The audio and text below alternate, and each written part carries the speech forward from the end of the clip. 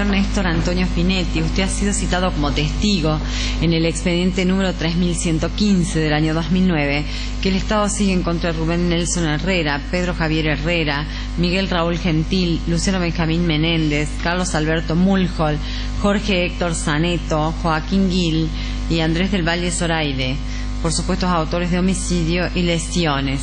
Usted como testigo debe decirnos todo lo que haya visto, lo que haya escuchado, lo que haya ocurrido en su presencia. No puede callar, ocultar ni mentir, no puede exagerar ni menoscabar la verdad, y menos mentir en contra de los procesados, porque esto lo puede llevar hasta 10 años de prisión. ¿Me ha comprendido? ¿Jura decir la verdad de todo lo que sepa y cuanto le sea preguntado? Tome asiento, por favor. Señor Finetti, ¿usted conoce alguna de las personas que le he mencionado? ¿Es amigo, enemigo, acreedor o deudor? ¿Tiene algún grado de parentesco con alguno de ellos? ¿Tiene algún impedimento para declarar, algún interés en cómo se resuelva la causa? No, los conozco porque son hombres públicos, nada más. Nunca he hablado una palabra con ninguno de ellos. Perfecto. Señor Finetti, el Inca está realizando una filmación del juicio y quería preguntarle si usted está de acuerdo con que se filme su declaración o si tiene algún inconveniente. Me es indiferente. Perfecto. Doctor. Muchas gracias, doctora. Buenas tardes, señor Finetti. Nosotros tenemos entendido que usted conoció y militó con el doctor Ragone durante su carrera política, así que yo le pediría que nos cuente qué es lo que recuerda acerca de la militancia del doctor Ragone, la carrera política que hizo él, su gobernación, que nos cuente ampliamente sobre eso y eventualmente le iremos haciendo preguntas. Eso sería bastante largo, ¿no? Y además no tengo yo mucha facilidad de palabra para eso. Pero, no sé, Ragone yo era en cierto modo allegado a Ragone políticamente. No tenía amistad de familia ni amistad anterior. Lo conocí en la campaña que se empezó a desarrollar como él como candidato, ¿cierto? Trabajando en el partido, y bueno, y ahí fuimos congeniando y llegamos a tener una cierta amistad. Creo que él confiaba mucho en mí. Y a partir de ahí yo fui un colaborador ad honorem. Nunca acepté ofrecimientos que él me hizo. Estaba más o menos bien económicamente yo, y estaba permanentemente en Casa de Gobierno colaborando con su gestión. Y bueno, no sé qué preguntas me quieran hacer respecto a eso. Perfecto. Usted ha colaborado en su gestión. ¿Usted recuerda cuáles eran los lineamientos generales del...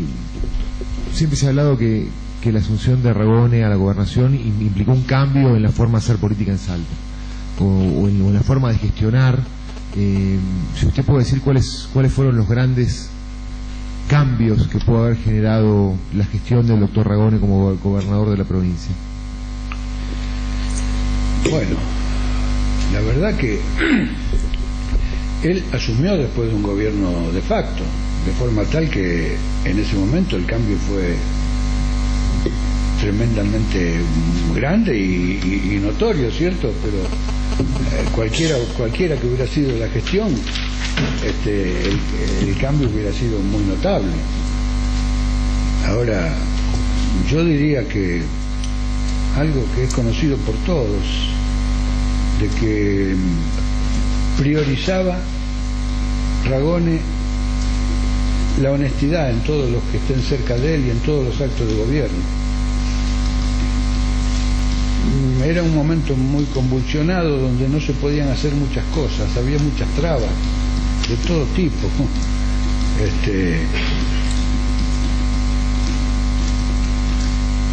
El sindicalismo tradicional estaba en contra, hacían declaraciones en contra, había manifestaciones por un lado, por otro. No se podía prácticamente trabajar en lo que tendría que haber sido realmente gestión de gobierno. ¿Por qué considera, qué es lo que llama usted sindicalismo tradicional? Bueno, lo que estaba constituido, lo que en aquel momento se daba en llamar la burocracia sindical. Así ¿cierto?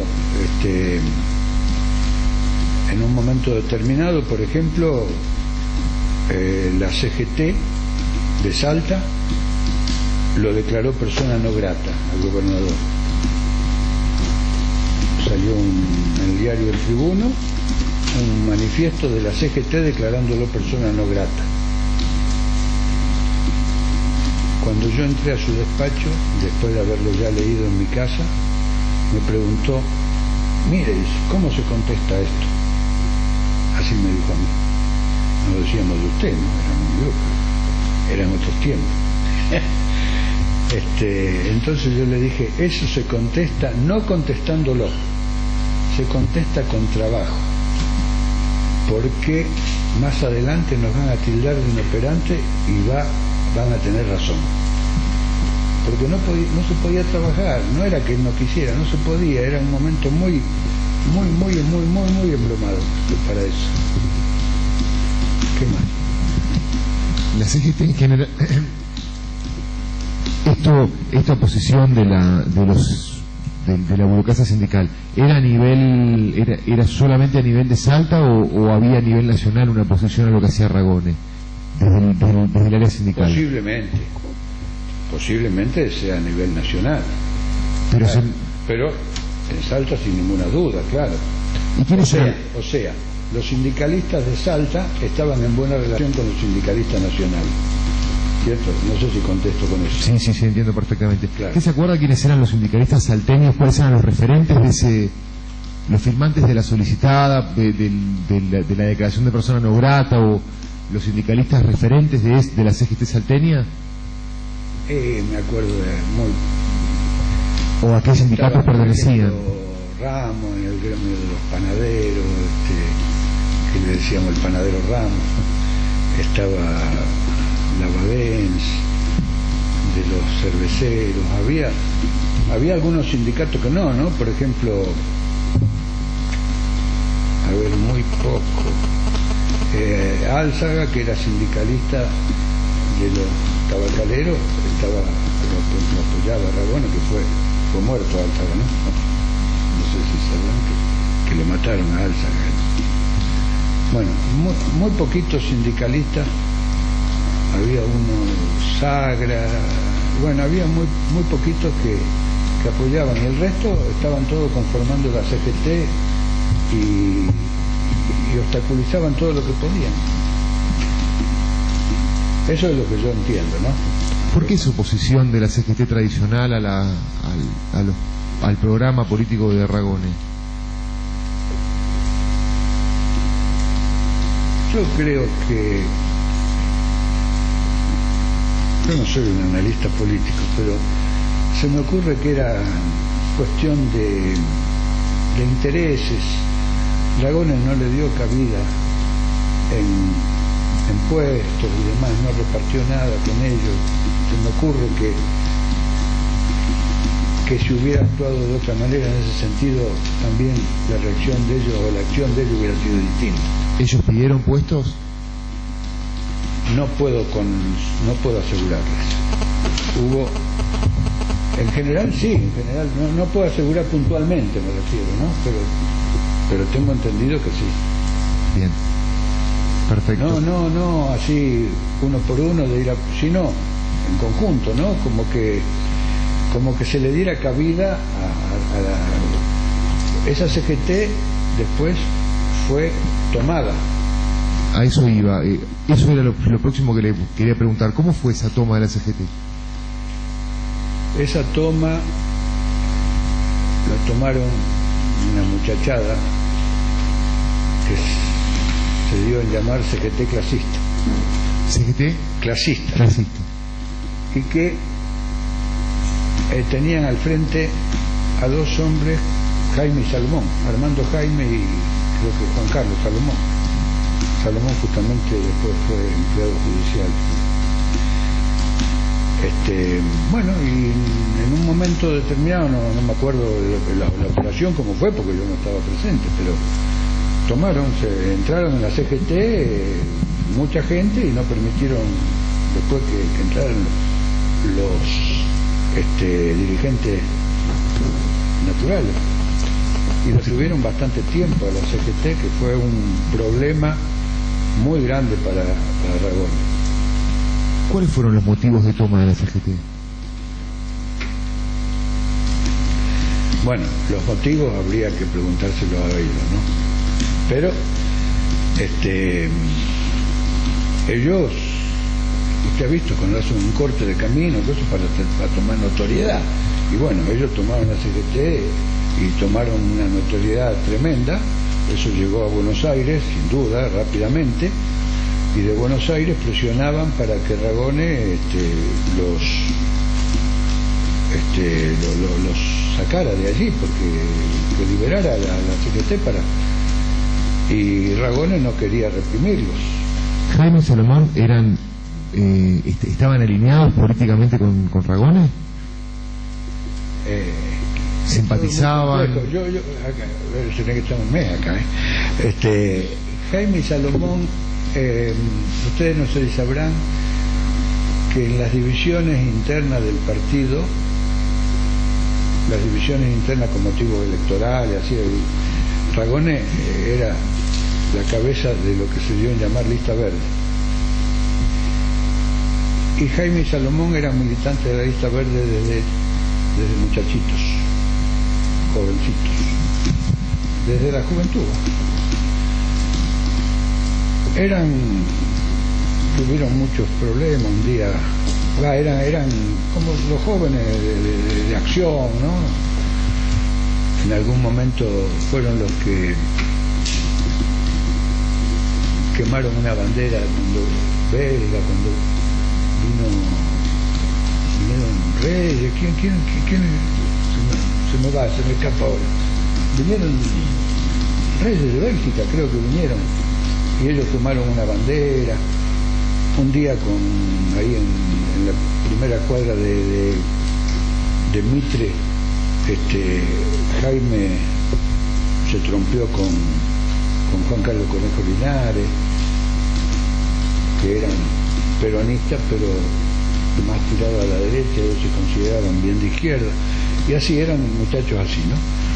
Cuando el gobierno de facto anterior a Ragone, Jaime, estuvieron exiliados. Volvieron después que ya había asumido. Y cuando volvieron, posiblemente esto, más que posiblemente, pero no tengo nada firmado. No se les dio tampoco lo que ellos querían. En ese momento se comentaba que querían el Ministerio de Bienestar Social, y Ragone no accedió.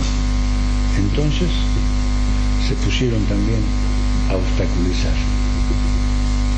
Ellos consideraban su peor enemigo dentro del gobierno, porque no se animaban, no sé si no se animaban, nunca hablaban en contra de Ragone. Ellos personificaban su contra en el ministro de gobierno, que era Pfister, ¿no? Lo consideraban como de derecha, escribieron Paredes, Pfister facho, qué sé yo, eso era, ¿no? Y ellos tomaron la CGT, después salieron de la CGT y tomaron la sede del partido. Todo eso fue minando, fueron siendo excusas, digamos así, para que el gobierno nacional al final tomara la determinación que tuvo de la intervención. La toma de la CGT puede haber sido también, en su opinión, una respuesta a esta declaración de persona no grata hacia Ragone. No creo, yo no creo, no. Ellos no actuaron en defensa de Ragone, no. Eso sí lo digo con seguridad. Bien. Yo tenía trato con ellos, Tanto fue lo que de Buenos Aires pedían que lo sacaran, y Ragone no quería reprimir, que fueron 2 personas a hablar con ellos para tratar de que dejaran, explicarle que si no al final iba a haber que reprimir todo eso, ¿no? Esas 2 personas fueron Rubén Fortuny y yo. Fuimos a hablar con esa muchachada y accedieron y dejaron la sede. ¿Cuánto duró la toma? ¿Se acuerda? ¿Cómo? ¿Cuánto duró la toma? Usted dijo que duró bastante. ¿Cómo? Usted dijo que duró bastante. A ver, no. Si me tuviera que hacer un acertijo, diría un par de meses. No 2 días ni 3. No, por eso. Bastante tiempo. Bastante tiempo.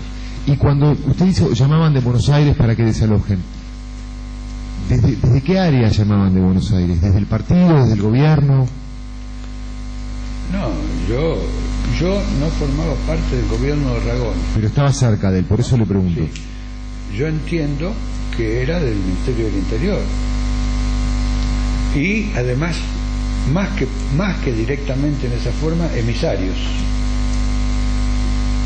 ¿No? Se le dijo muchas veces a Ragone, mirá, hay que arreglar esto, hay que arreglar estas cosas, hay que arreglar esto. ¿Emisarios locales o de Buenos Aires? Gente que viajaba, teníamos 5 diputados nacionales,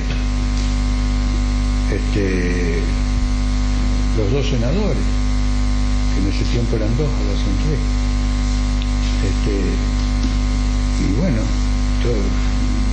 y había ese tipo de comunicación, lógicamente, ¿no? Usted mencionó recién a Rubén Fortuny, él era jefe de policía en ese momento. Sí. ¿Usted podría mencionar cuáles fueron las políticas que implementó Rubén Fortuny en la policía y los motivos de esas políticas? Es conocido por todos que cuando asumió Fortuny, no sé en qué forma, pero exoneró a un grupo de gente que trabajaba ahí en altos cargos. Eso lo sabemos todos, ¿no? Lo sabemos todos, pero no tenemos que probar en el juicio, por eso le pregunto. Ese grupo de personas los exonera, ¿sabe los motivos, sabe los nombres de esas personas? Los nombres. No, eran un grupo, no fueron, algunos exonerados, otros fueron trasladados a lugares lejos, así como creo que se anunció en Los Cobres, La Poma, así.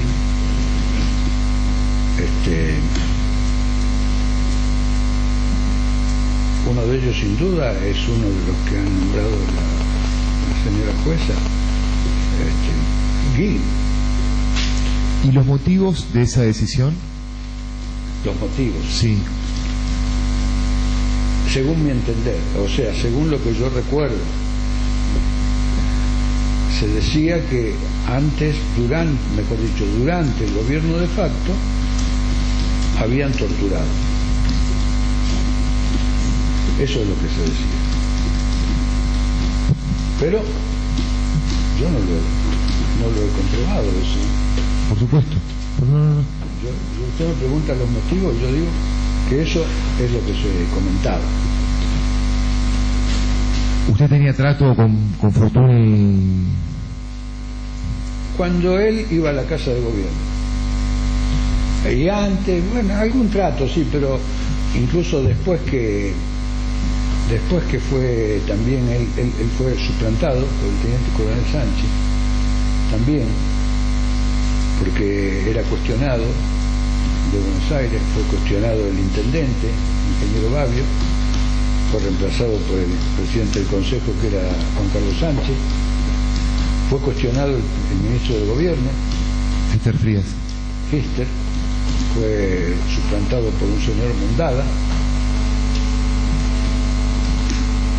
¿Esos cuestionamientos se hacían más o menos de la misma forma que usted planteó con la de la CGT? En la misma forma. Y Ragone lo fue atendiendo ese tipo de cosas para tratar de seguir adelante, pero ¿como una forma de descomprimir la situación con el gobierno nacional? Claro, pero llegó un momento en que parece que no tuvo efecto. ¿Qué sucede con Fortuny después de que deje el cargo? Después de que deja el cargo, sí, lo mataron, lo mató Tavishevich. de un tiro ahí frente a Victoria Plaza. Usted, que era, si bien se encarga siempre de recalcar que no tuvo cargos en el gobierno, pero era una persona muy cercana a Ragone, desde lo que usted pudo percibir en ese momento, ¿cómo se genera la intervención en la provincia de Salta? ¿Cuáles pueden haber sido los motivos? Un poco es lo que veníamos hablando antes, ¿no? Pero todo eso, todo eso,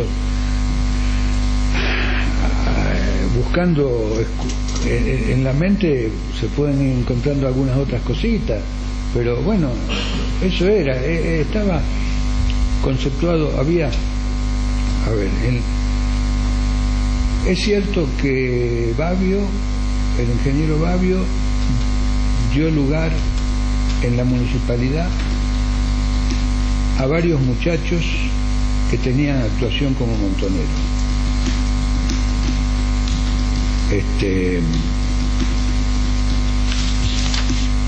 Había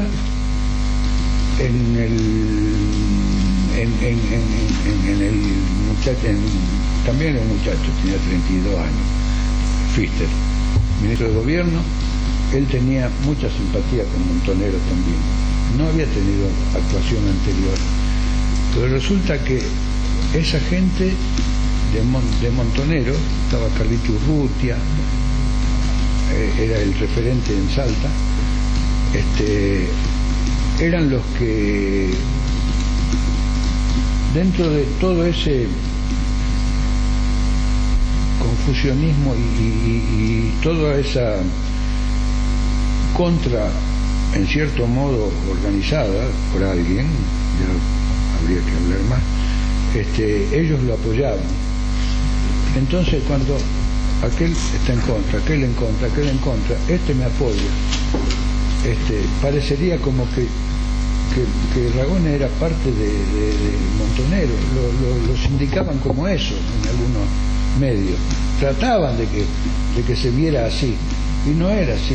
Yo en ese sentido sí estoy absolutamente seguro de que no era subversivo Ragone, no, para nada, pero él recibió apoyo de ellos. Por ejemplo, en los actos, cuando había algún acto, lo que fuera, ellos tenían un poder de convocatoria grande y ellos eran los que apoyaban. Cuando se organizó la ida a Buenos Aires por la llegada de Perón, yo fui el encargado de organizar ese viaje, pero no viajé, porque yo acepté organizarlo por pedido, pero dije que no estaba de acuerdo en hacer el viaje. No, pero bueno, está bien, yo lo voy a hacer, lo organicé todo, y me puso Pfister, dos muchachos que me ayudan. Era cuando apenas se había asumido el 25 de mayo, y eso era para el 20 de junio, así que era cerquita. Y después, pasando el tiempo, yo supe, y ya tuvimos esta relación y todo, que eran dos bien militantes montoneros los que me habían puesto para ayudante. Y el tren que fue para Buenos Aires fue manejado por ellos. Después cuando llegaron a Buenos Aires, ¿qué pasó? No sé, pero yo no fui. ¿Y quién les piensa? Usted mencionó que hay gente que consideraba o que considera que Ragone era montonero, ¿no? Pero ¿quiénes en particular? ¿Quiénes sostenían esta visión?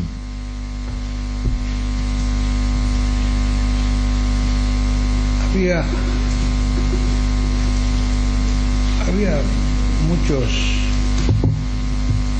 militantes o políticos bastante mayores, como yo soy ahora. En aquel tiempo yo tenía 40 y pico y ellos tenían la edad mía, y que tampoco tuvieron cabida, y que decían que era gobierno de los zurdos. Usted sabe ese tipo de expresiones, ¿ha visto? Era una cuestión que entre ellos yo no sé si lo decían para perjudicar o si realmente creían eso, pero que lo decían ellos. Y otra contra muy grande que tuvo Ragone, que muy poco se comenta, del diario El Tribuno, con Roberto Romero a la cabeza, eso sin ninguna duda. El enemigo público número uno de Ragone era Roberto Romero. Ahora yo escucho que lo nombran a los dos juntos como ejemplo de no sé qué, y bueno, eso era sin ninguna duda, ¿no? Ahí sí lo digo con seguridad. La línea editorial del diario era contraria al gobierno, había críticas. Y él personalmente también. No se tenían las más mínimas simpatías, todo lo contrario. ¿Qué otros políticos recuerda que hayan tenido este pensamiento?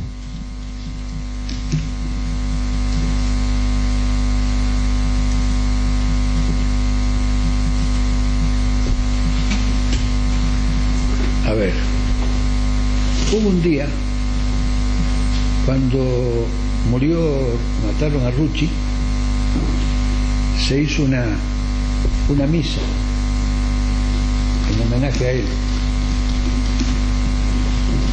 y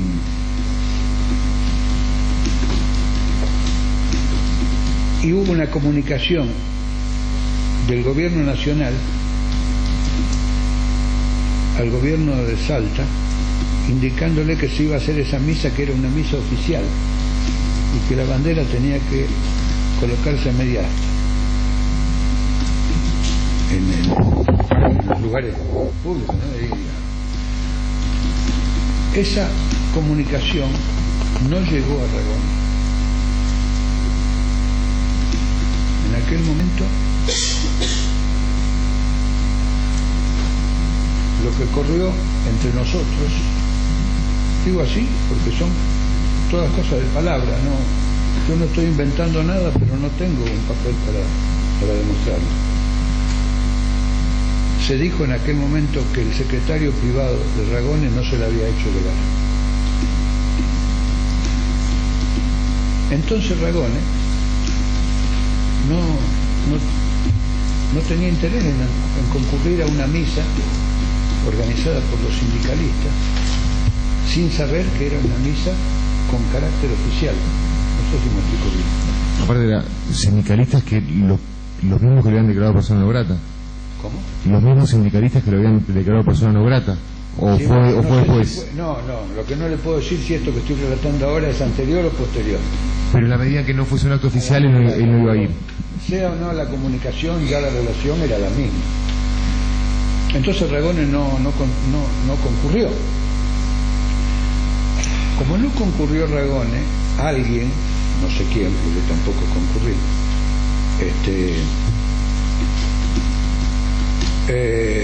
organizó a la salida de la misa, habrá propuesto y fue aceptado ir a tomar la Casa de Gobierno. Ustedes saben que fue tomada la Casa de Gobierno una vez. Hubo pretensión de tomarla porque no. Bueno, entonces fueron. Yo estaba en mi casa, en mi negocio, me llamaron por teléfono, no recuerdo quién, y me dijo, por la radio lo estaban comentando, porque yo no estaba escuchando la radio, yo estaba trabajando. Entonces me dijeron, tomaron la Casa de Gobierno. ¿Cómo? Tomaron la Casa de Gobierno.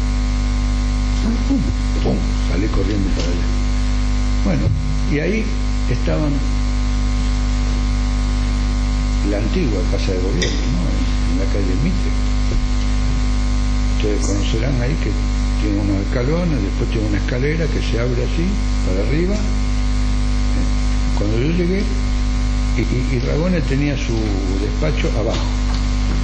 Cuando yo llegué, entré y fui ahí, estaban Ragone y mucho más, estaba Fortuny también. Y los tomadores estaban arriba.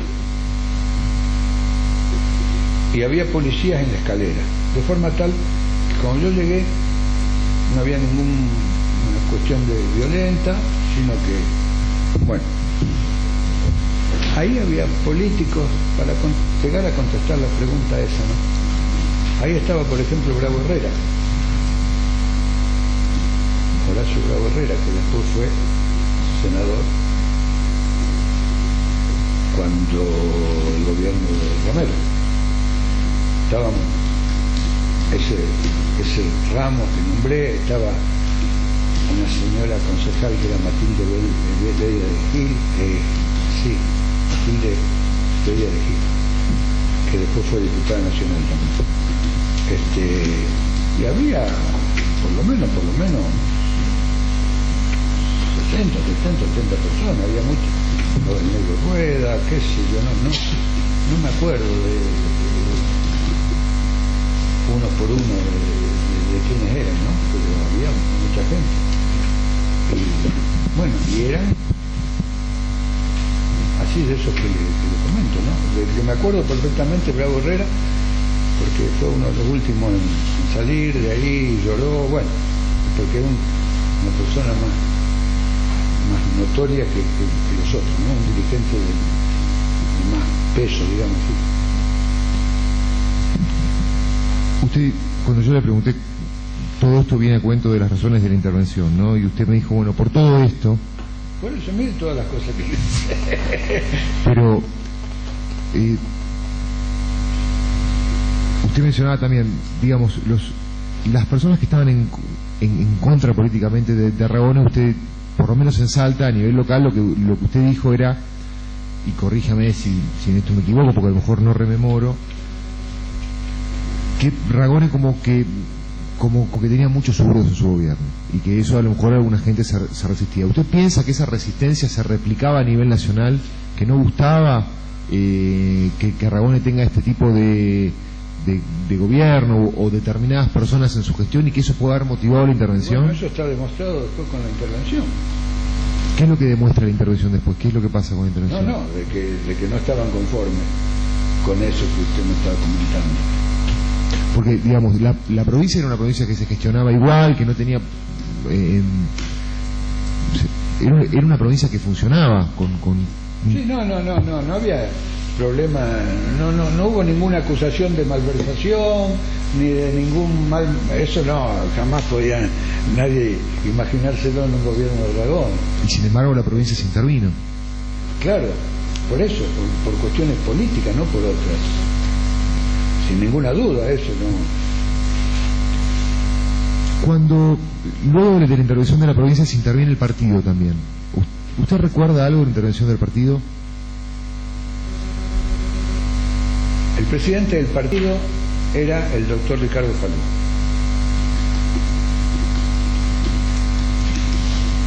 Ay, no me acuerdo cómo se llamaba, era bien conocido. No me acuerdo el apellido del que vino a intervenir el partido. No me acuerdo, pero sí me acuerdo que se intervino el partido. ¿Sí? ¿La persona que vino de dónde venía? ¿Era salteña? No, nunca las intervenciones se hacen con gente del lugar, en ningún lado. No, lo que no me acuerdo si era de Buenos Aires o de Córdoba. Porque los que vinieron para intervenir el gobierno fueron todos de Córdoba. Pero el partido... Ay, se me ha ido. Bueno, no importa. Ay. Aunque no se acuerde de dónde era ni el nombre del interventor, ¿usted podría identificar a qué sector del peronismo pertenecía el interventor?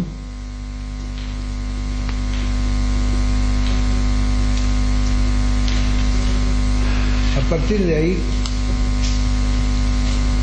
yo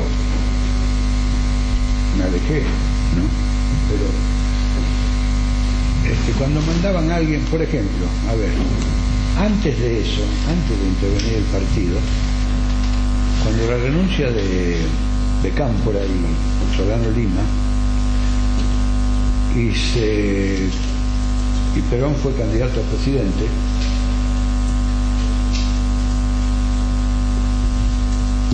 hubo un un momento, no muy largo, desde la renuncia hasta el septiembre que fueron las elecciones, Perón no asistió, no hizo campaña personalmente, y mandó, no sé, a cada provincia un delegado personal para que se haga cargo de la campaña. Cuando llegó acá, mandó un diputado nacional que era platense, de La Plata, le interesa de dónde era, un diputado de La Plata, pero diputado nacional, ¿no? Diputado por la provincia de Buenos Aires, oriundo de La Plata, que se llamaba, porque ya ha muerto, Carmelo Americi. Cuando pisó Salta y bajó del avión, fue la primera vez que tocaba Salta, no conocía absolutamente nada.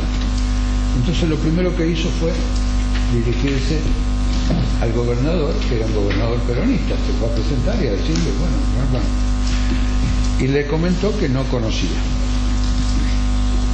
Entonces acordaron que le iban a poner a una persona al lado para que lo ayudara en toda la gestión de él. Esa persona fui yo, y estuve con él durante esa campaña. Él venía, la gente, a querer entrevistarse con él. Él fijó su sede en el sede del partido, y ahí iban todos los que querían hablar con él, ¿no? Y entonces él me preguntaba, ¿qué era tal persona? ¿De qué fracción es? Me preguntaba a mí de dónde. Bueno, y yo le decía. Todos los que se presentaban ahí eran todos con intenciones de hablar en contra de Ragón, del gobierno de Ragón. Y él era un hombre, llamémosle, aunque no me gusta a mí hacer esa, pero llamémosle dentro de la gama de lo que era el peronismo, era un hombre de derecha, ¿no? O sea, que parecería que todos los que representaban, por lo menos los que han venido acá, eran todos de esa tendencia. No sé si contesto lo que me pregunto. Vamos un poco más adelante.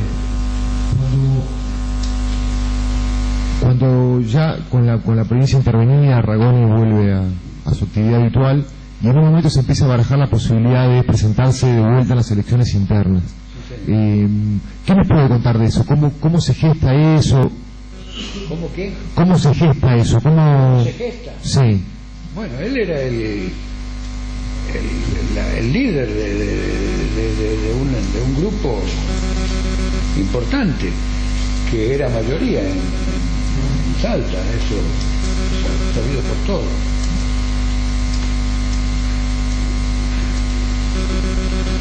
Y entonces, más que él, los allegados,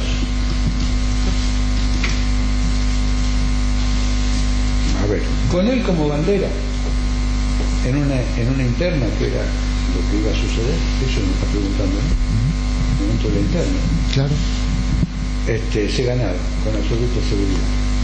Entonces él a la cabeza y todos los demás también ocupando funciones. Más que por él, por los allegados, él lo aceptó.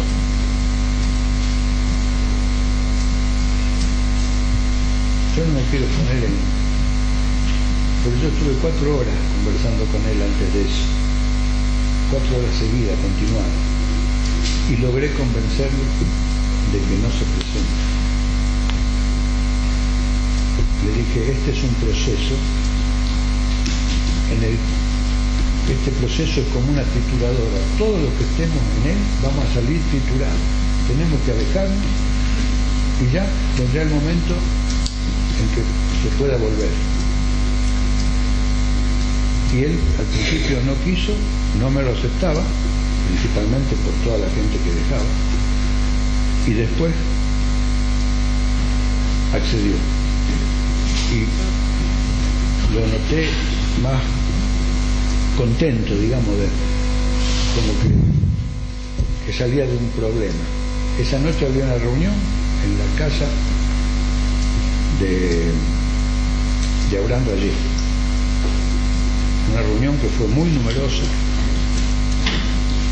porque estaba cercano el momento de las elecciones internas. Faltaba, ¿no? Había que conformar lista y todo. Estaban cerca de la fecha de presentar la lista, digamos. Claro, estaban cercanos. Entonces me dijo que hablara yo. No, doctor, yo no tengo nada que hablar. Yo no sé cómo he hablado lo que he hablado ahora porque es la primera vez en mi vida. Nunca he podido hablar en público. Se lo comentaba a la doctora. Te salió bastante bien. No, doctor, y lo que hemos hablado que yo dijera. Y yo tenía que decir lo que sabía que todos los demás no querían. Yo le he dicho al doctor en ese momento, estamos rodeados de tránsfugas, le he dicho. Así que yo le tenía que decir a todos los que estábamos ahí, eso no llegaba hasta tanto mismo. Así que lo dije así, más o menos. Pero dije, ¿no?, que había que retirarse. Saltaron todos unánimemente. Yo sé que hay algunos ahora que dicen, se suman a que no querían, que dicen públicamente que no querían. Y yo sé positivamente que no es cierto. Saltaron todos de una forma tal que Rabona dijo que sí, que siguieron. ¿Eso en qué año fue? Y tiene que haber sido, no le puedo decir con exactitud, pero tiene que haber.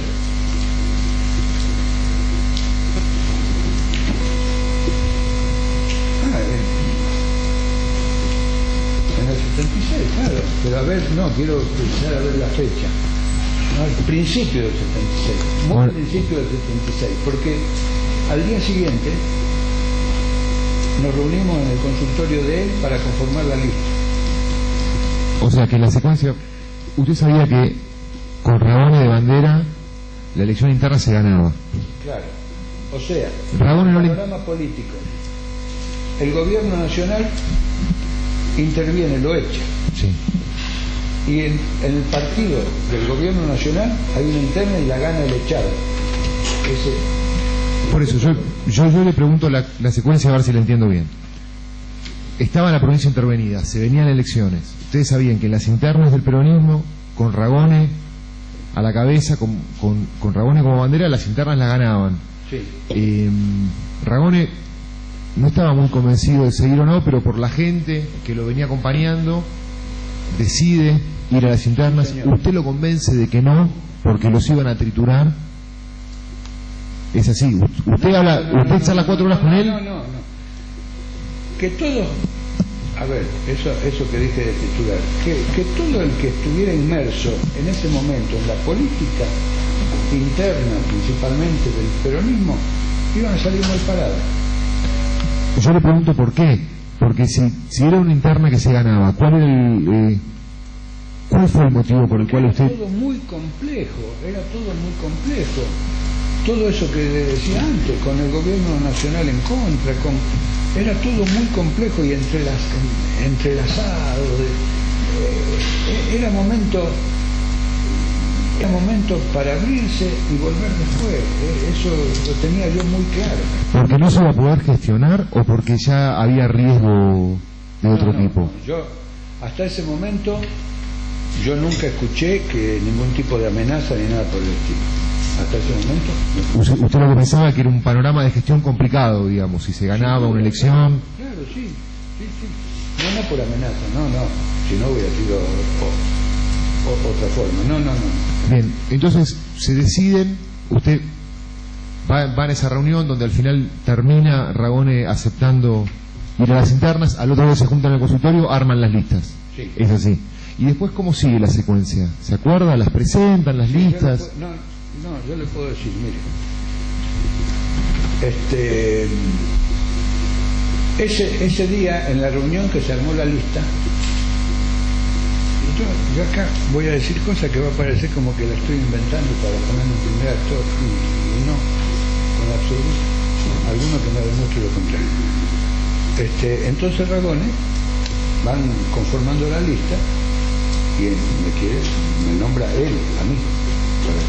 No, doctor, yo no. Y dice, sí, quiero que esté. No, doctor, yo no, porque usted ya sabe cómo es mi posición y no quiero estar. Era un tipo de carácter fuerte, no era fácil oponerse a Ragone. Así que, sí, bueno, acá no. Me pusieron en la lista. La fuimos a hacer a un negocio mío, a máquina. Juan Carlos Chávez Díaz la fue a pasar a máquina para presentarla. Cuando estaba en mi negocio, le dije, a mí no me pones. No, ¿cómo no te voy a poner? A mí no me pones. Allá estaba Miguel, acá mando yo, no me pones. y no me puso. Puso a cualquier, no me acuerdo aquí, hicieron la lista. Entonces yo llegué a mi casa, porque yo sabía que después no le iba a gustar lo que yo había hecho. Llegué a mi casa y le dije a mi señora y a mi familia, nos vamos de paseo. Yo tenía varios camiones, agarré un camión y nos fuimos para el sur. Y nomás cargamos una cocina ahí, improvisado. Y nos fuimos. Volví en los primeros días de marzo, supuestamente con las elecciones ya terminadas. Yo fuimos a Rosario, Rosario de Santa Fe, ¿no? Y llegamos un domingo. Los domingos, otros y yo nos encontrábamos con Ragone en el Jockey Club, porque a él le gustaban las carreras de caballo. Y entonces ese domingo que llegamos a la mañana, después de comer, digo, me voy al jockey. No sabía cómo me iba a recibir. Y pensé, si me recibe mal, me voy. Si me recibe bien, acá no voy. Así que llegué, Finetti, ¿qué tal? Siéntese. Nos sentamos, como siempre, conversando. Al rato llegó una persona y le habló al oído. Le pegó un grito bárbaro diciendo una palabra fuerte que el otro salió de raja. Se fue. Y yo le digo, doctor, no se haga mala sangre. Y dice, no, pero imagínese, vienen. No, pero yo no le digo que no esté bien que haya gritado, grite todo lo que quiera, pero usted no se haga mala sangre, se había puesto blanco. Y dice, es que vienen porque uno está más arriba que otro en la lista. Y le digo, ¿cómo en la lista? Porque nosotros teníamos un pacto de que en el jockey no se hablaba de política, así que no habíamos hablado nada como de... Bueno, ahí me entero que se habían postergado las elecciones y que ese día se presentaban de nuevo. Mejor dicho, que ese era el día indicado para presentar las listas. Ese fue el domingo anterior a que lo rapten, digamos. ¿Se acuerda quién fue a hablarle a Ragone en el jockey? ¿Quién era? Sí, claro, Sánchez, Juan Carlos Sánchez. Le dijo de mí.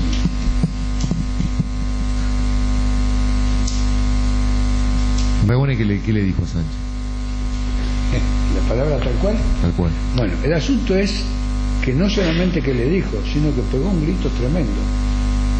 No le dijo a él personalmente, sino lo hizo en plural. Dijo, váyanse a la mierda. Y el otro se fue, claro. No sé dónde fue, pero se fue. Ese día entonces se tenían que presentar las listas. Sí.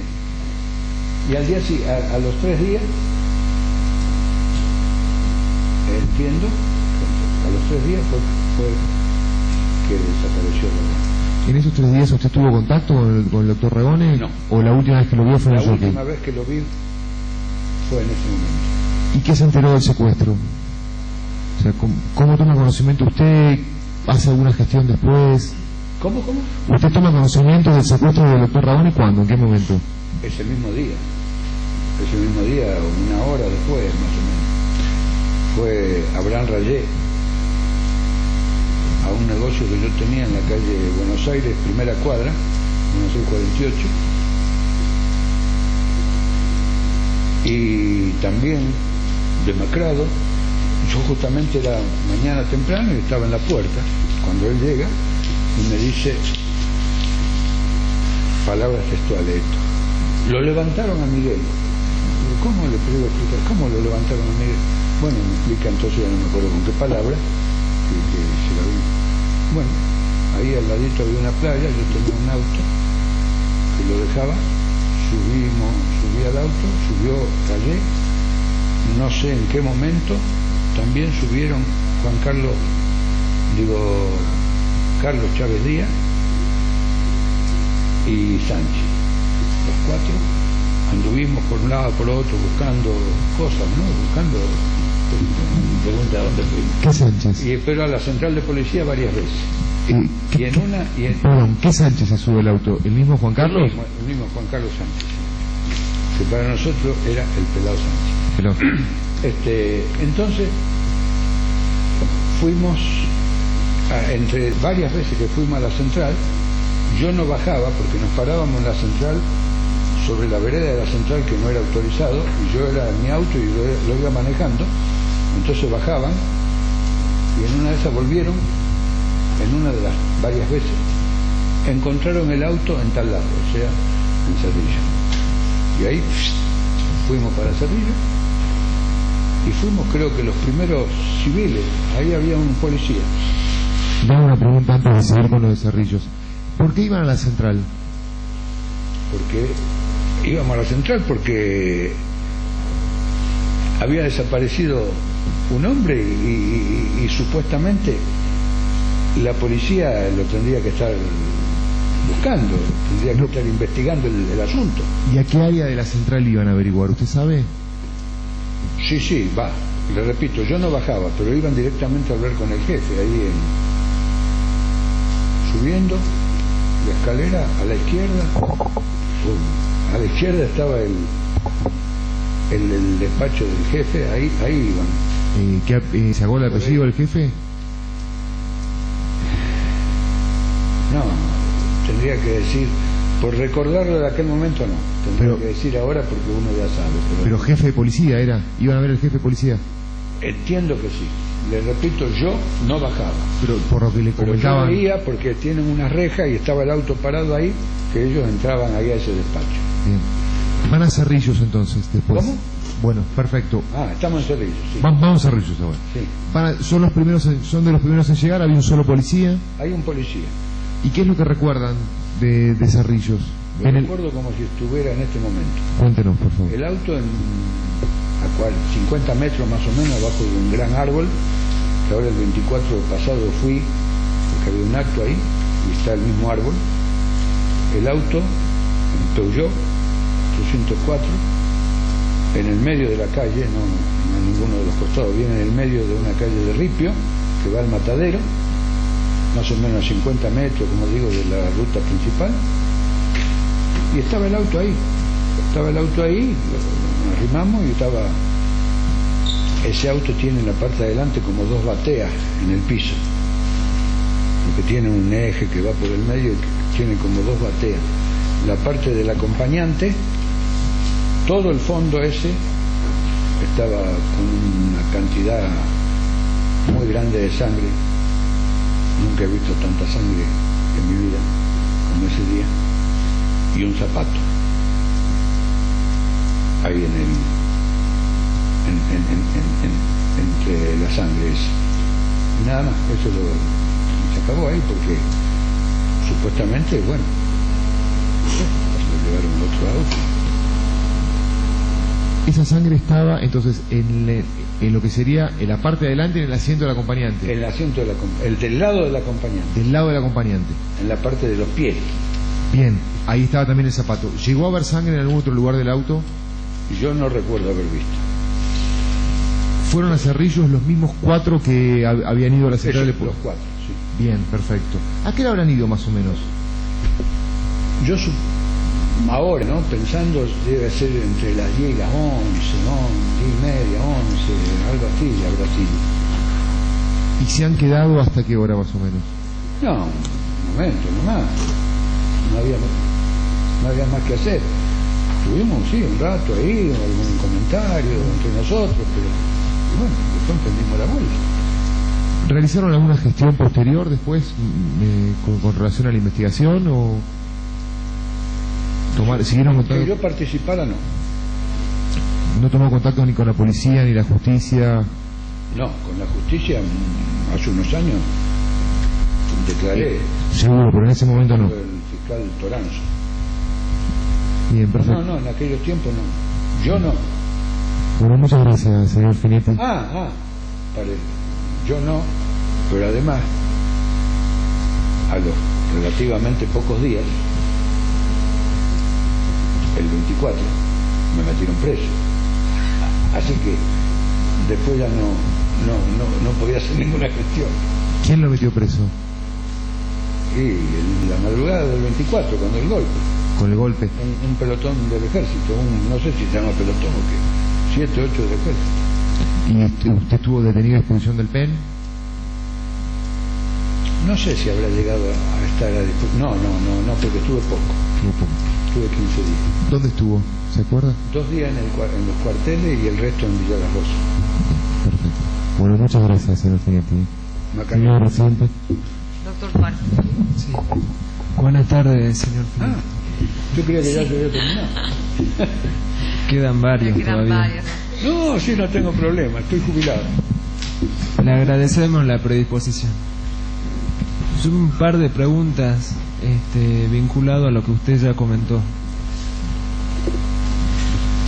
Usted hizo referencia a que el señor Fortuny, que era jefe de policía, el doctor Ragone, había exonerado y trasladado a policía porque se decía que habían aplicado torturas en el gobierno de facto anterior. Eso es lo que se decía. Le pregunto, el jefe de policía Fortuny logró encontrar elementos de tortura de la policía. Lo que yo recuerdo es que se decía que sí y que los había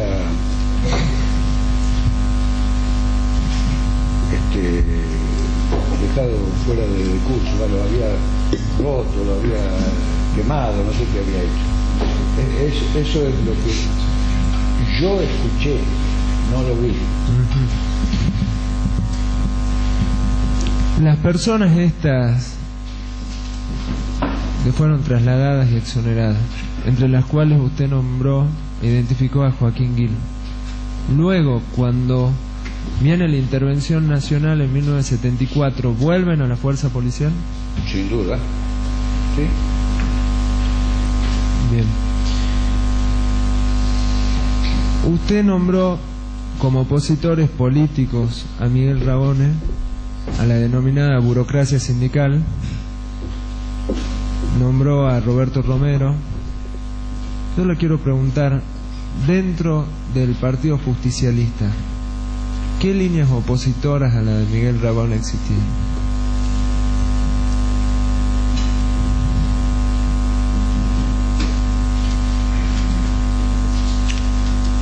A ver, mire que ahora yo le hiciera la pregunta respecto a los actuales. Eso no es matemática, ¿visto? Bueno, pero por ejemplo había, como dije, la lista verde, era la de Ragone, ¿cierto? Que en un congreso que hubo en el Congreso Argentino para nombrar que hubo en el Congreso Argentino, en el Centro Argentino, para nombrar a los candidatos, se hizo como una especie de alianza interna con algo que se llamaba Coalición del Interior. Eso no lo comenté recién, todo eso. Después, cuando se asumió, se originó una tremenda división, hasta el punto que hay algunas cosas que parecen casualidad. Por ejemplo, de los 25 senadores logramos 18 Y lo que tendría que haber sido un bloque de 18 en el Senado de la provincia se dividió en dos, que casualmente eran 9 y 9. Unos apoyando la gestión de Ragone y otros directamente en oposición, siendo que habían sido elegidos en la misma confrontación, ¿no? En diputados, de 60 diputados logramos 42. Y la división, ¿sabe cómo fue? 21 y 21. Eso tiene que estar en algún lado escrito, pero yo se lo aseguro. Y esa era, antes cuando me pregunté, se me olvidó, me dijo, perdóneme, eso era la principal posición política, la que partía de la misma legislatura. Y esos legisladores viajaban también a Buenos Aires, volvían y llevaban y comentaban en Buenos Aires lo que para ellos, lo que ellos creían que le podía resultar conveniente. Ellos de ninguna manera pensaron que la intervención iba a ser a los tres poderes y pensaron que iba a ser solamente al Ejecutivo, y después varios se han arrepentido, seguro, porque quedaron afuera también. Bueno, no me acuerdo cómo empezó el asunto, pero... ¿Usted recuerda algunos nombres de quienes eran opositores? Sí, claro. En el Senado, por ejemplo, Marocco, Heredia, le veo las caras y no me acuerdo los apellidos. Pero ellos dos, por ejemplo, eran los más conspicuos, digamos así. Otro, Murga, creo que se llamaba, de Mitán. Heredia era de Tartagal. Bueno, eran 9 senadores. Pero eso le puedo, si hubiera venido preparado para eso, le traía los nombres, todo, que lo hubiera recordado, le hubiera preguntado a algunos otros de los que no eran opositores y que siguen siendo amigos míos. Entre los diputados, me acuerdo de Luis Borelli. Bueno, era...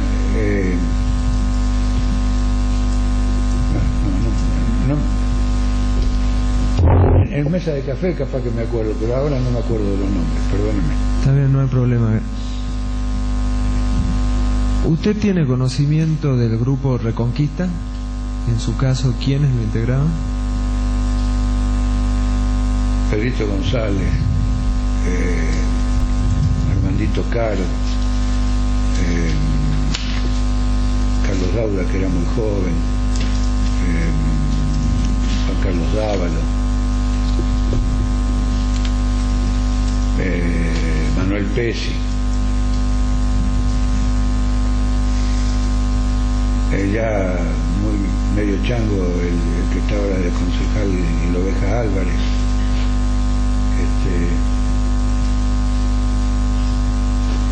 y otros, me acordé demasiado.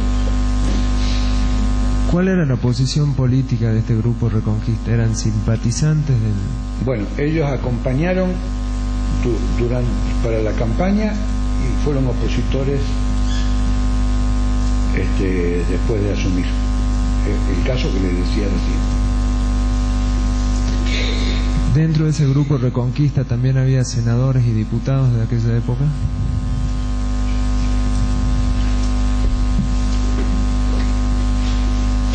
Sí, no me voy a poder.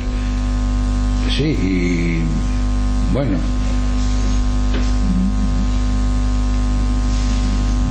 el padre de Armandito Caro era senador nacional, por ejemplo, ¿no? Pero sí había, porque habían sido aliados en... estaba un hombre que fue juez, ¿cómo es? No. No me acuerdo los nombres, se me ha bloqueado el mate. Llevamos un buen tiempo acá. Para los nombres, ¿no? Pero la situación era esa, sin ninguna duda, ¿eh? Y el número también. Bien.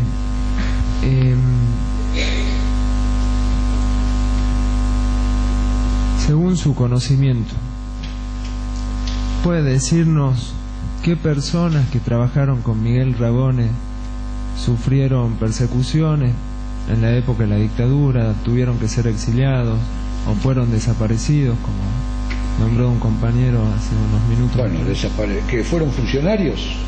Funcionarios y que trabajaron funcionarios, Pfister, que ya lo nombré. El caso de él estuvo exiliado. ¿Cómo? Sí, está bien. El señor Pfister estuvo exiliado entonces. Sí.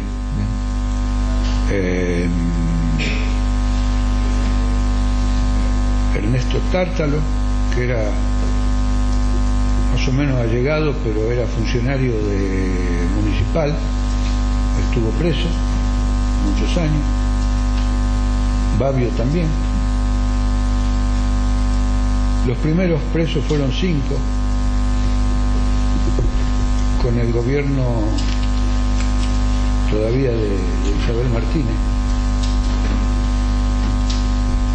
Eran el doctor Salín, Carlito Urrutia, que estaban siempre muy cerca nuestro en la Casa de Gobierno, el Tártalo, Babio y un hombre Álvarez que era de vendedor ambulante. Esos fueron los primeros que fueron detenidos.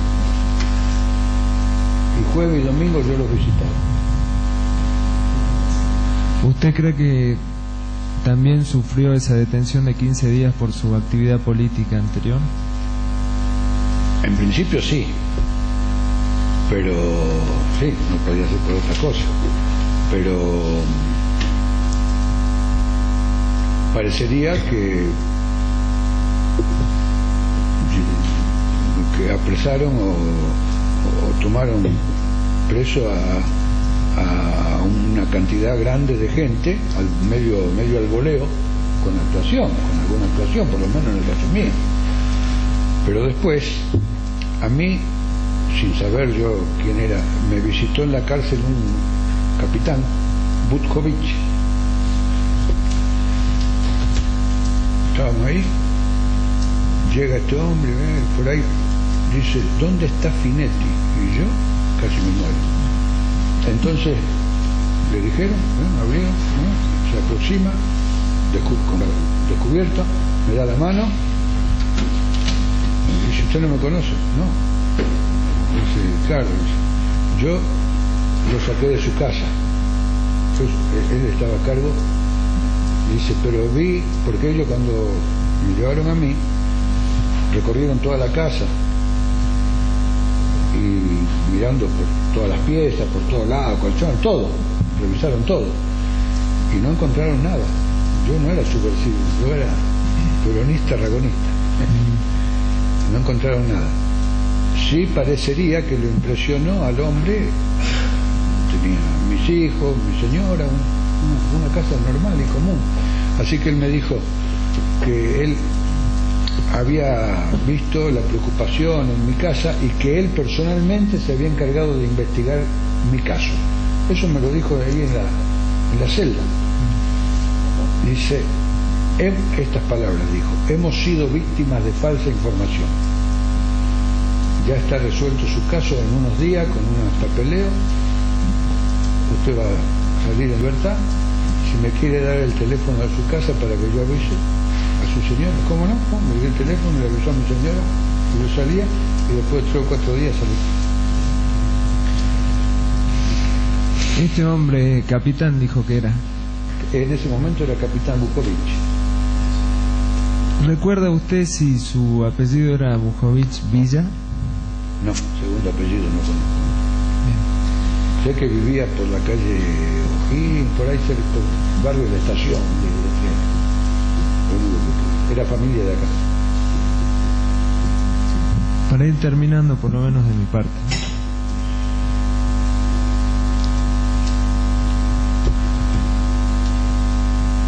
¿Usted cree y por toda la información que tiene y que generosamente compartió hoy aquí, que el atentado contra el doctor Miguel Ragone tuvo como objetivo eliminar las ideas por las que él bregaba en su gobierno.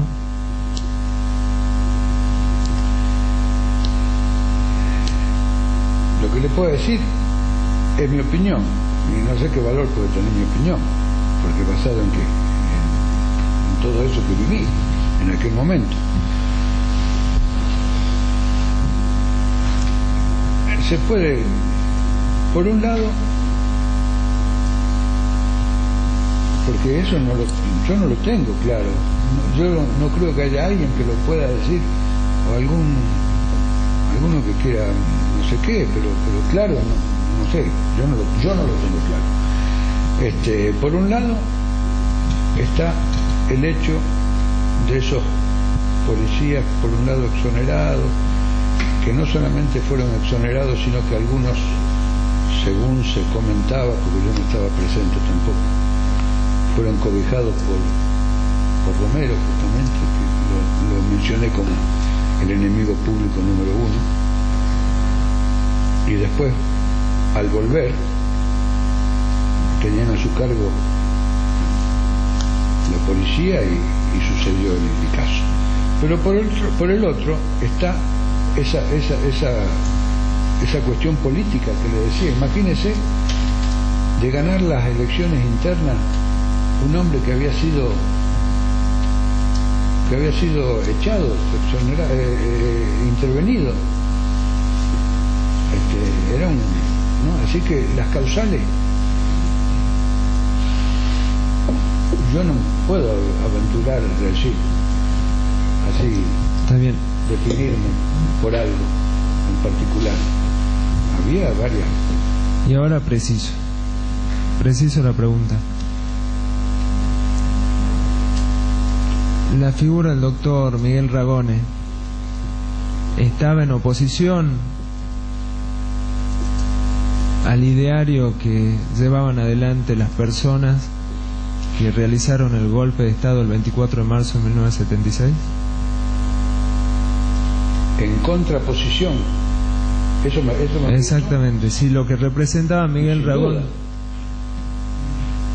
En contraposición a los que llevaron adelante el golpe. Exactamente. Y sin duda, eso ahí sí que no tengo ninguna duda, claro. Ahora sí.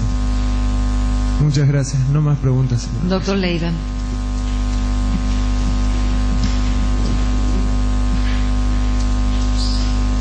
Señor Finetti, que en ese año que vino la intervención de Mosquera Salta, el golpe militar, ¿cómo era el clima represivo en la provincia de Salta?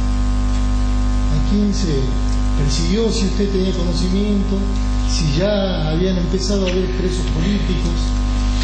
Le comenté que esos 5 fueron los primeros. Esos 5 que nombré recién fueron anteriores al golpe. Sí. Yo, me tienen que perdonar que no me acuerde, no pueda dar bien con los momentos.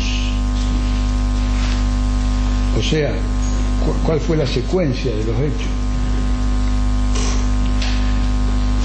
Pero es por todo sabido que un día se lo encontró a Fronda cerca del Puente Vaquero, muerto. Otro día que tenías, yo no lo he visto, pero con las orejas cortadas, que tenía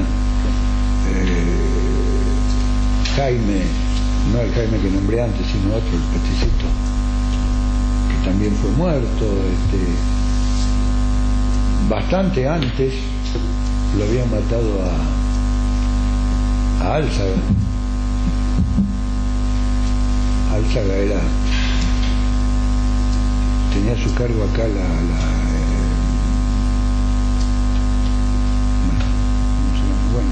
me escapa. Bueno, la cuestión que él era del gremio de los tabacaleros. Bueno, un día saliendo lo mataron, un auto, ¡pum!, lo mataron a Álzaga, eso fue antes también. Y presos políticos que hubieran pertenecido así a la tendencia de la época, a la juventud peronista, había ya usted mencionó algunos muertos, ¿no es cierto? Sí. Ronda, Álzaga. En el interior de la provincia, Pinetti, Tartagal. Poco puedo hablar del interior de la provincia. Yo puedo hablar de que venían acá Buista, Melina, venían a la capital, y ahí yo no iba yo a... Melina, dice usted. Melina, por ejemplo, sí. ¿Qué le pasó a Melina? No, que yo los conozco. No, bueno, el detalle, tengo entendido también que, no sé bien lo que le pasó. Quiero decir que los conocí porque venían acá. Yo al interior no conozco, no puedo hablar mucho del interior. ¿Melina era de Orán? ¿Era? ¿De Orán? Era del norte, pero creo que era más del norte, más al norte, creo que era más para el lado de Zoilo Tartagal. Melina, puede ser. ¿Cómo? Zoilo Melina. No le entiendo. ¿No? Zoilo Melina. Zoilo no me suena. Yo me acuerdo por Melina, me acuerdo que era un muchacho robusto, grande, pero no, como si lo estuviera viendo, pero el nombre de pila no me acuerdo. Dígame, así desde diciembre del 75, enero, febrero. Enero, febrero, 76 ya. La dirigencia política de Salta hablaba del golpe militar. Los diputados nacionales que eran de Salta y llegaban a la provincia de Salta.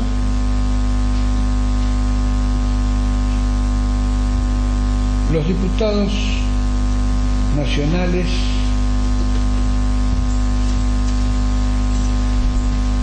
poca relación, salvo Falú en algún momento, poco es lo que venían a tratar con el gobierno de la provincia. Muy raro. ¿Usted recuerda algún discurso que tiempo después fue famoso, que pronunció Balbín 20, 30 días antes del golpe? Sí, cuando dijo que él no encontraba la solución, algo así. ¿Se refiere a Balbín? A Balbín, sí, a Ricardo Sí, Balbín. que dijo que él no veía solución a los problemas de ese momento. Y eso no motivaba la discusión entre ustedes diciendo de que se venía el golpe. Son opiniones, sí, claro. Por eso esa es la pregunta, para que nos informe acá el tribunal y las partes. Claro. Lo que pasa que sí, yo no sé, se me ocurre que mi opinión no tiene mucho valor. Sirve, para eso estamos acá, ¿no es cierto? Opinión, es una opinión que puede tener cualquiera, sí, sin duda, que esas expresiones son, imagínense, es como una anuencia que se le da al que está gestando el golpe de parte de un alto dirigente político.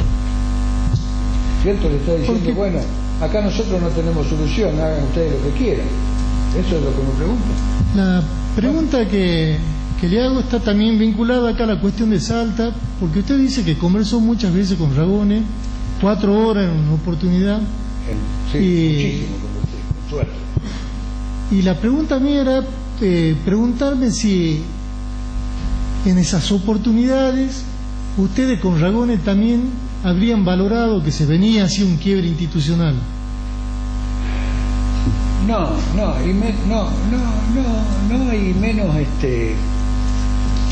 menos todavía de dar precisiones de tiempo, de día, porque qué sé yo, si hubiéramos sabido eso, creo que hubiera sido un argumento más para convencerlo a Ragone de que no se presente a la interna. A usted Sánchez, el pelao Sánchez, digamos, el que fue después intendente de Salta, sí. ¿No le comentó usted que había viajado a Buenos Aires a verlo al general Viola y él le dijo que no se metan en la interna de Salta porque se venía el golpe militar? Esas son expresiones de Sánchez. Lo que yo no puedo... ¿Nos podría contar al tribunal qué es lo que...? No, lo que yo no puedo asegurar, sí, por una cuestión mía, no puedo asegurar que me lo haya dicho, que me haya enterado antes del golpe, o que sean declaraciones por ejemplo, de ahora o de que cuente que ha sucedido eso. Si él en algún momento, como dice, que le informó a Ragone sobre eso, yo no estaba presente. ¿Me explico? Yo no me acuerdo de antes del golpe haber escuchado. No me acuerdo, no digo que no haya existido, digo que no me acuerdo. Usted en los diarios de la época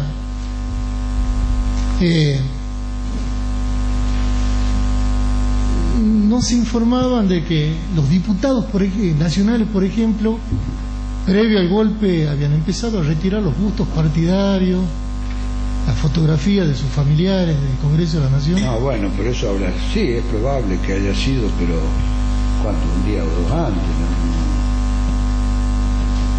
no sé cómo puede enterarse uno aquí de las cosas que ellos hacían, porque parecería que sí, que el día antes hubo muchos que se enteraron, ¿cierto? Pero había una columna, yo no me entero. una columna en el diario Intransigente de esa época que le escribía Vittorio Giacosa. Yo no me acuerdo si se llamaba En Rueda de Café o algo así. Usted era lector de esas columnas en donde ya describían el clima de golpe en la provincia de Salta. Leía circunstancialmente, más que leer hablaba con él. ¿Y qué comentarios le hacía Giacosa, que era periodista? No, a mí yo no recuerdo que me haya hecho ningún comentario de la inminencia del golpe, ¿no? ¿A eso se refiere? Sí, estamos hablando de eso. No, hablaba con él en café, sentado tomando café, con el loro. Y así se lo conocía. Una pregunta vinculada a la... Usted da la impresión, por lo que contó acá, que era una persona que su rol en la Casa de Gobierno, si bien ad honorem, era aconsejar o informar al doctor Ragone de los movimientos políticos. Más que Da la impresión que usted lo conoce bien. Perdón, lo interrumpo. Más que informar o aconsejar, colaborar en cualquier cosa que se presentara. Informar o aconsejar, no diría yo, sino cambiar opiniones, sí. Americia, y que También, usted no... también. Sí. ¿Cómo? Ragone, por lo que usted relató en esta audiencia, lo tenía esa calidad, por eso cuando viene a Marice, que si no me acuerdo mal era un hombre del sindicalismo de La Plata. ¿Eso puede ser? No, Americe. no lo entendiría. Sí, Americe era un hombre de los sindicatos de La Plata. No, sindicato no, era diputado nacional. No provenía del sindicalismo. No provenía del sindicalismo, era empresario y se dedicaba a compra y venta de metales usados. Bien. Usted dice de que Ragone lo designa usted para que lo acompañe a él, como un hombre que conocía la realidad política salteña. Con él consensúan de que necesitaba una persona que le indicara algo, porque él no conocía nada absolutamente. Entonces Ragone me dice a mí si quiero aceptar eso de acompañarlo, con mucho gusto, y yo lo acompañé. Así es. Yo no podía Ragone decirme a mí acompáñelo. No sé si me explico. No lo hubiera hecho porque él era muy ubicado, ¿no? Yo no era funcionario, no era nada. Yo no acepté ser funcionario. ¿Usted sabía de que esa interna del justicialismo que todos hablan, según los diarios de esa época, había sido postergada para el mes de abril o de mayo del año 76? Lo dije recién, que Sí. tuvo una postergación, sí. Yo llegué de viaje pensando que ya se habían hecho las elecciones y me encontré con que no se habían hecho todavía porque se habían postergado.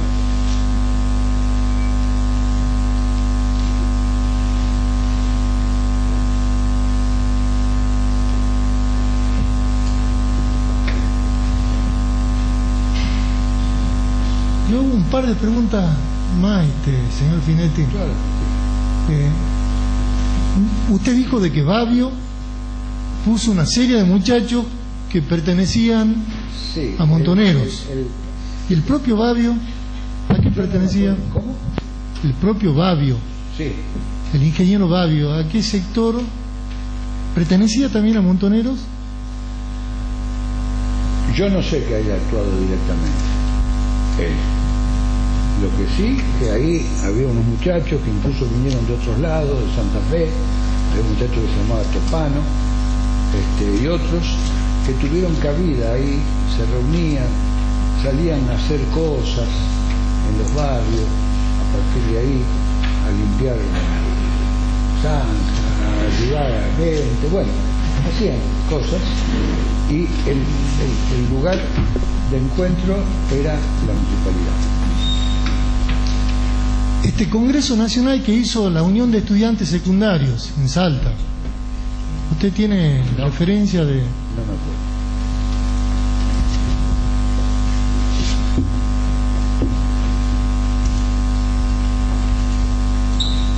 Un par de cosas más. El Partido Auténtico en Salta, ¿por quién estaba representado? ¿Partido? Auténtico. No, eso no llegó a conformarse en Salta. Ni tuvo... yo sé que en algún momento han querido, en algún momento de estos años, no me acuerdo en qué momento,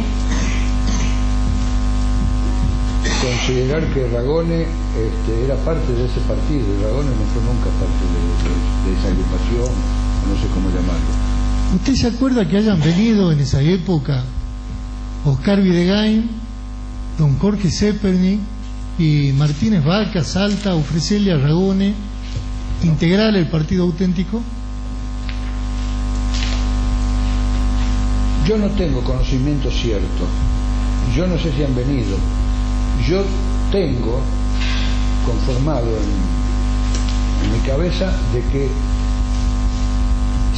en algún momento, no me pregunte si fue en esa forma o cómo, que en algún momento se le propuso y él no aceptó. Eso es lo que yo tengo, que a lo mejor estoy equivocado, no sé, lo que yo creo es eso. ¿Usted lo escuchó nombrar a Roberto Cirilo Perdía?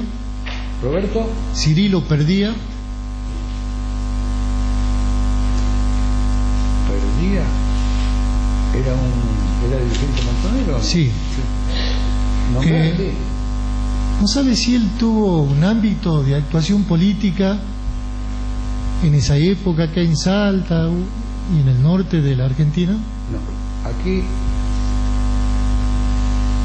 de los más notorios, un muchacho que se llamaba, el nombre no me acuerdo, el nombre de pila, Jagger, ¿puede ser? Sí, había un Jagger, dirigente de los montoneros, Que no era asesinado. de- Así es. Bueno, él sí estuvo una vez acá, estuvo un tiempito. Después dirigentes yo con el que tenía trato asiduamente, casi diariamente en algún momento, era con Carlito Urruti. Jagger estaba como coordinando las actividades de qué sector del peronismo. Estuvo unos días justamente al principio cuando organizamos, digamos, con la ayuda de ellos, el viaje a Buenos Aires. Uno era Carlitos Urrutia y el otro era Jagger. Después no lo vi nunca más. O sea, de que No lo vi nunca más. usted dice de que el ministro y Caraguay Fister Frías, cuando le asigna 2 personas para que lo ayuden a usted para organizar ese viaje en el retorno de Perón, uno era Jagger. Tengo entendido. Yo no le vi el documento. Tengo entendido porque... Pero se lo presentaron a él. No, pero no como Jagger. Después alguien me ha dicho que era Jagger, alguien, no me acuerdo quién, porque ahí se lo mencionaba por el nombre de pila, que no me acuerdo de cuál era, pero no era el apellido. Y usted que conversó muchas veces con Urrutia era un oficial montonero. Urrutia era un gran muchacho, joven, que sí, él se decía montonero, pero yo no lo vi nunca en ningún acto grave de nada, ¿no? Él iba, conversaba con nosotros principalmente, bueno, en todo momento, en cualquier momento, no cumplía ninguna función tampoco, ¿no? ¿Y usted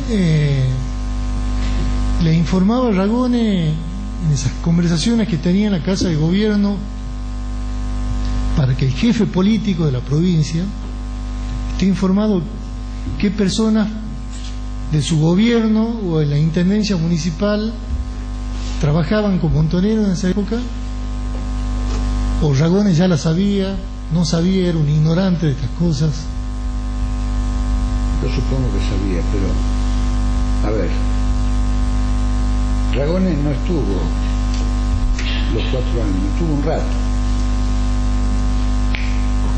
Antes de terminar el poquito rato que estuvo,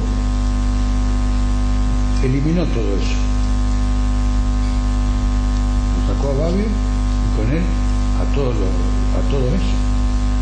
Cuando asumió, el 25 de mayo, en el orden nacional, a los montoneros se le daba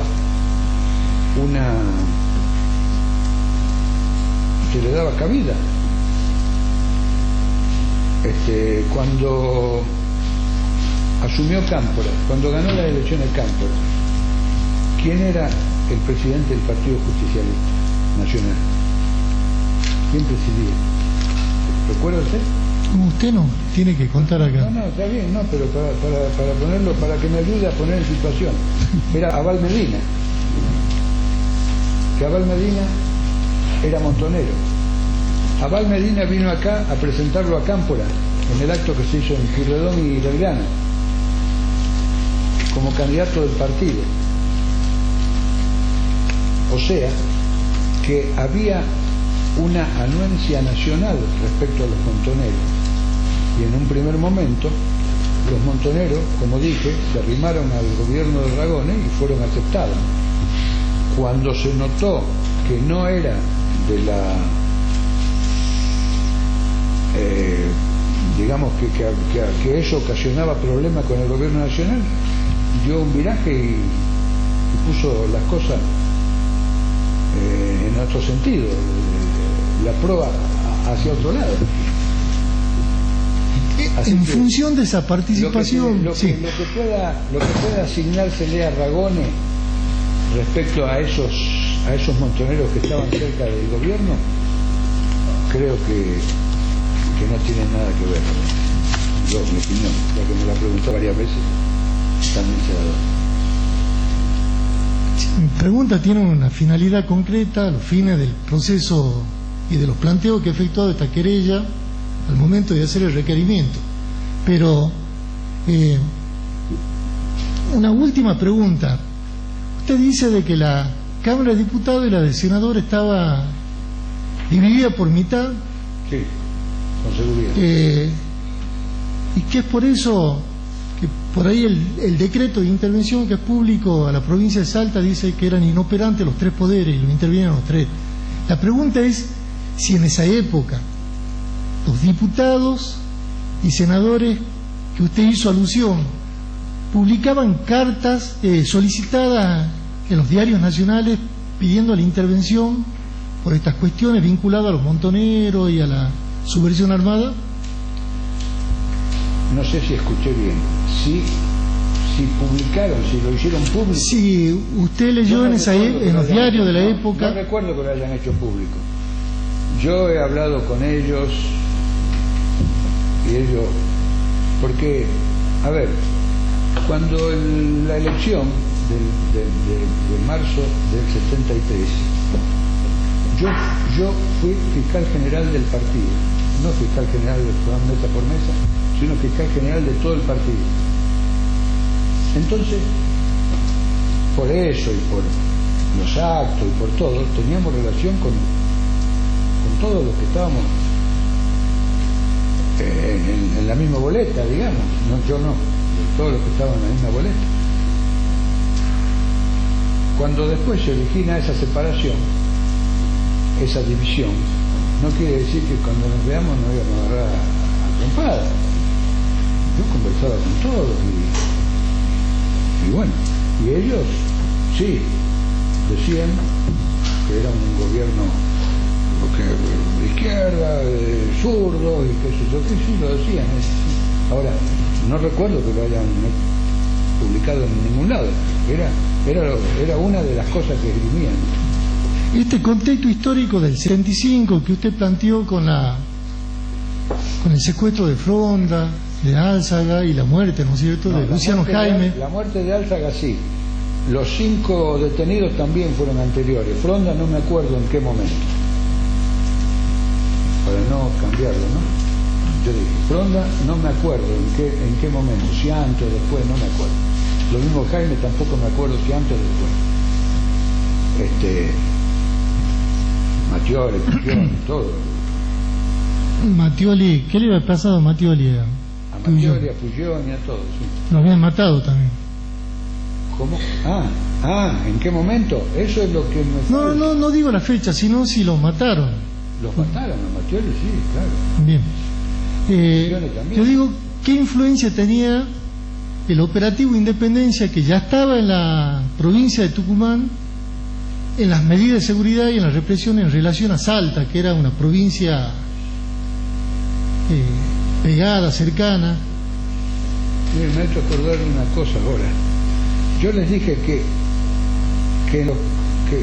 después de una conversación con Ragone en la lista y eso, yo me fui con mi familia para el sur, en un camión. Yo tenía distribuciones, tenía varios camiones, bueno, me fui en un camión con toda la familia. Y al pasar por Tucumán, me paraban a cada rato gente del ejército. Me hacían abrir, con linterna entraban, estaban los chicos durmiendo ahí, míos que eran chicos, varias veces me pararon. Y era antes del golpe. No sé si tiene algo que ver con lo que me está preguntando. No más preguntas, doctora. Doctora Ávila.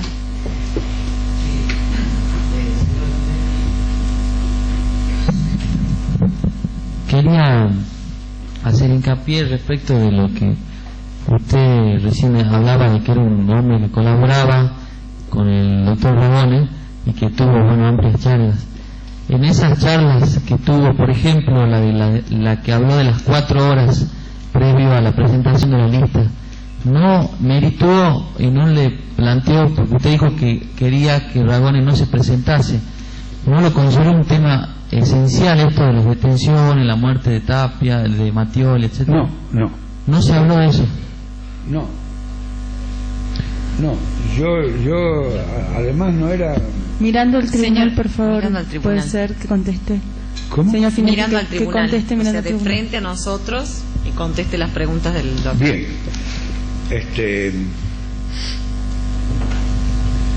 no se habló y no era motivo de mis argumentos. Mis argumentos eran todos políticos. Yo no tuve nunca como argumentación que corríamos riesgos físicos ni nada por el estilo. A los días de enero o marzo, hasta marzo del 76, aquellos policías que habían sido exonerados por Ragone ya estaban de nuevo en función. O sea, no fue tampoco eso un acto de discusión. No, en ningún momento mencionamos eso. ¿Cuál era la relación que tenía o qué le comentaba a usted Ragone respecto de la presidenta Isabel Martínez?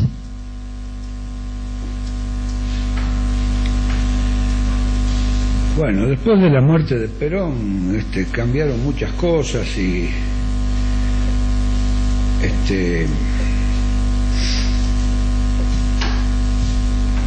es por todo conocido la actuación de López Rega, y todo eso era criticado por todos nosotros. No estábamos de acuerdo en cómo se manejaban políticamente las cosas en ese momento. Eso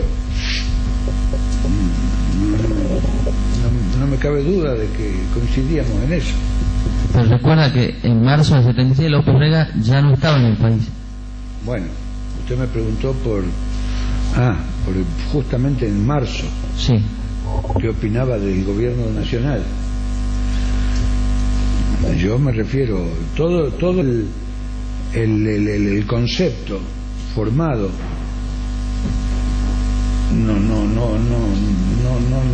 no varió, no recuerdo yo que haya habido motivos en marzo para variar sobre el concepto que teníamos del gobierno nacional. Última pregunta. ¿El doctor Ragone era amigo o conocido del juez Lona? ¿Recuerda a Ricardo Lona? Yo no estuve nunca presente que que sean amigos, digamos, en ninguna entrevista, y no era motivo de nuestras conversaciones el juez Lona. No sé. Es probable que hayan tenido algún conocimiento. Amigo, me animo a decir que no. Amigo. Voy a insistir con esto específicamente sobre el Congreso Eucarístico, cuando vino la presidenta a Salta, si hubo algún desencuentro o si se saludaron o no con el doctor Ragone. ¿Si se saludaron o no quién? La presidenta Martínez con el gobernador. Yo no he asistido. No recuerdo, no puedo contestar eso. Yo no he asistido. Yo trataba, yo era un tipo de... No figuraba yo en los actos grandes ni nada sobre el estilo. Yo no asistí yo al Congreso. No más preguntas. Doctora, ninguna pregunta. La defensa. Doctor. Sí, doctora.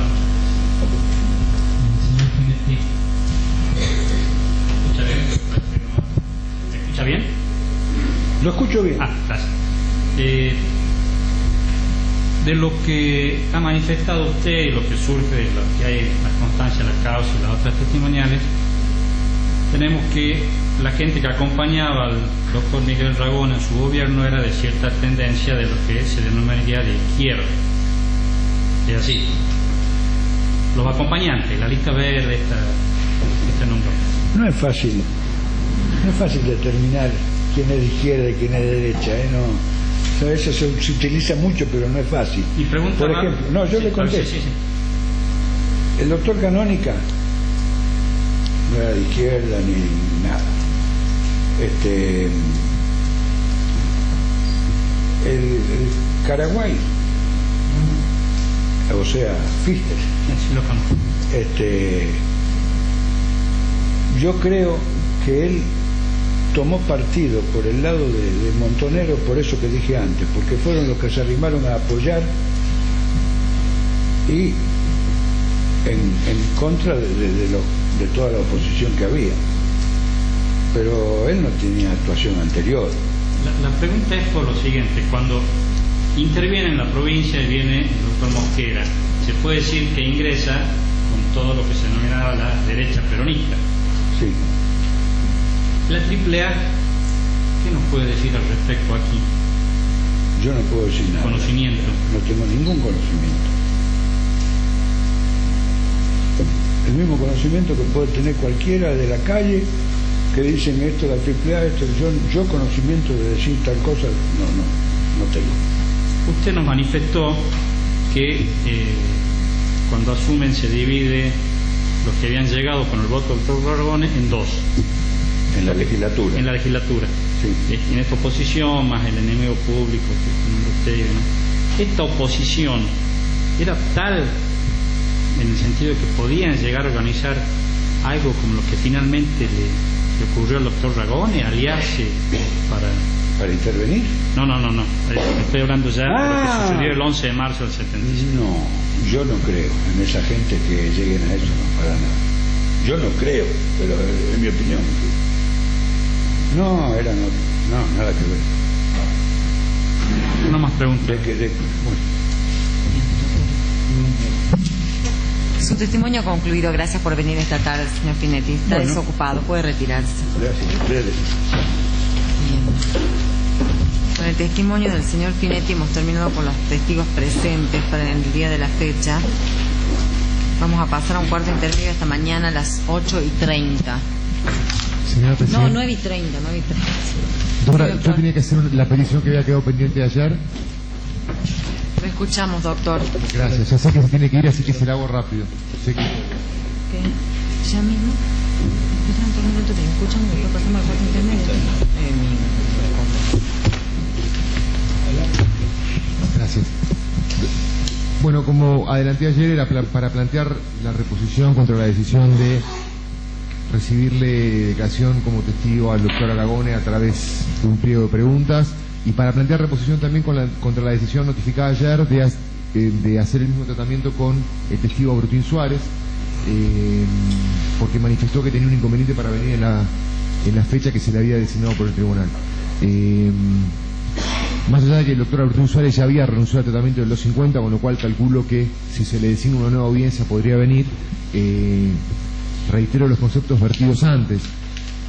Hacer declarar a una persona por escrito en el marco de un juicio oral es romper los principios que inspiran el juicio oral. El 250 da un tratamiento de privilegio que permite que el funcionario declare, no esté obligado a comparecer.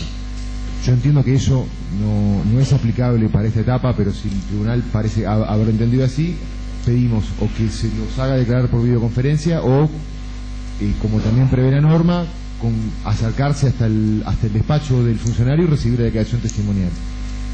Nos parece que es la mejor forma, fundamentalmente para garantizar la pérdida de tiempo, porque sobre las respuestas que se den a los interrogatorios que damos por escrito se van a volver a plantear nuevas, y sería la mejor forma de agotar el testimonio y darle publicidad a la testimonial, como se viene haciendo con todas hasta ahora. Así que dejo planteado la reposición por ambas decisiones. Bien, sí, doctor. Adherimos al planteo del fiscal y manifestamos que la familia tomó conocimiento que el doctor Aragone está dispuesto a venir a prestar testimonio. Por lo tanto, en subsidio a lo que planteó el fiscal, solicitamos que se libre un nuevo oficio para chequear esta información, preguntarle si no se acoge al beneficio del 250 en función de que ayer tomamos conocimiento de esta nueva información, y que posteriormente se fija una nueva fecha para que preste declaración ante el tribunal oral. Gracias. El tribunal va a resolver estas cuestiones planteadas mañana, para mañana. Sí, doctor. A esta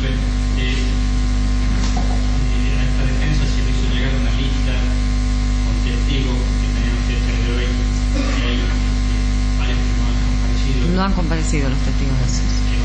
Lo vamos a resolver mañana, doctor. Me tengo que ir a otro juicio. Se levanta la audiencia.